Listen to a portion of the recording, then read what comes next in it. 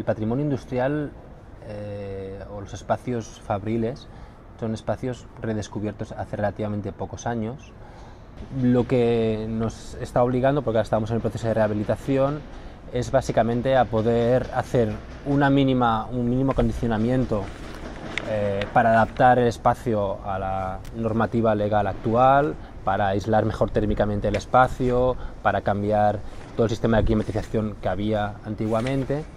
Pero lo que se ha intentado es respetar al máximo la estructura original. Vamos en fases, cuando vemos una oportunidad de rehabilitación, de actividad, de lo que sea, aprovechamos. El plan director creo que se creó en el 2002-2003, pues desde entonces hemos ido caminando hacia donde el plan director marcaba. Por ejemplo, a nivel de insonorización acústica, para que los músicos puedan trabajar en esos espacios destinados a la creación musical, en que pueda haber una buena entrada de luz natural directa,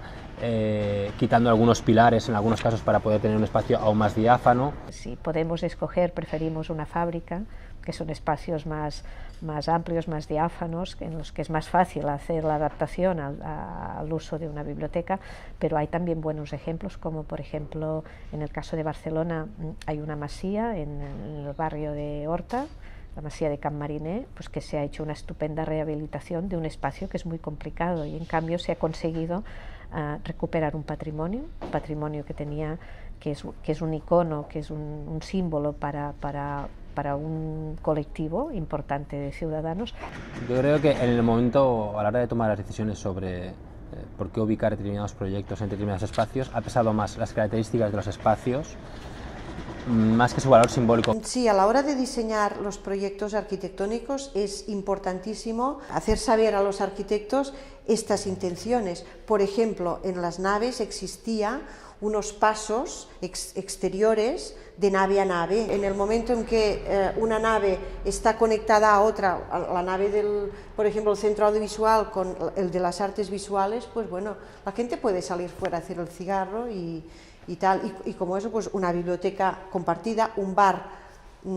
colectivo también compartido, etcétera, etcétera. Existen muchos espacios compartidos que pueden facilitar estas conexiones y estas sinergias entre los distintos profesionales o creadores que pueden haber dentro de la fábrica. Lo que hemos intentado primar es sobre todo la capacidad de flexibilidad, de adaptación de los espacios a los diferentes proyectos que se van a desarrollar. En un espacio como la Fabri Coats, que pensamos que tiene que ser multidisciplinar, no estamos pensando en la lógica de tiene que haber un 20% de espacios para circo, un 30% para música, sino que lo que estamos intentando es que cualquier proyecto, sea de música, teatro, circo, danza, artes visuales, pueda desarrollarse en aquel espacio. El criterio que determinará que se acojan más proyectos de una vertiente o de otra vendrá dado pues, por la calidad de esos proyectos, por el interés cultural que puedan tener esos proyectos y también por la capacidad de fusión, de contaminación que puedan tener esos proyectos, ¿no? El principal reto es abrirlo fuera, que desde fuera tú puedas ver todo lo que está pasando en el edificio. Por lo tanto, intentar abrir al máximo grandes ventanales, hacerlo transparente para que sea visible desde el exterior, ¿no? Y abiertos de par en par, puertas, ventanas y lo que convenga, pero siempre con los pies bien anclados, teniendo en cuenta que no podemos hacer más de lo que podemos con una ciudad mediana como la nuestra, y anclados en el territorio, pero con una mirada y con una visión exterior amplia.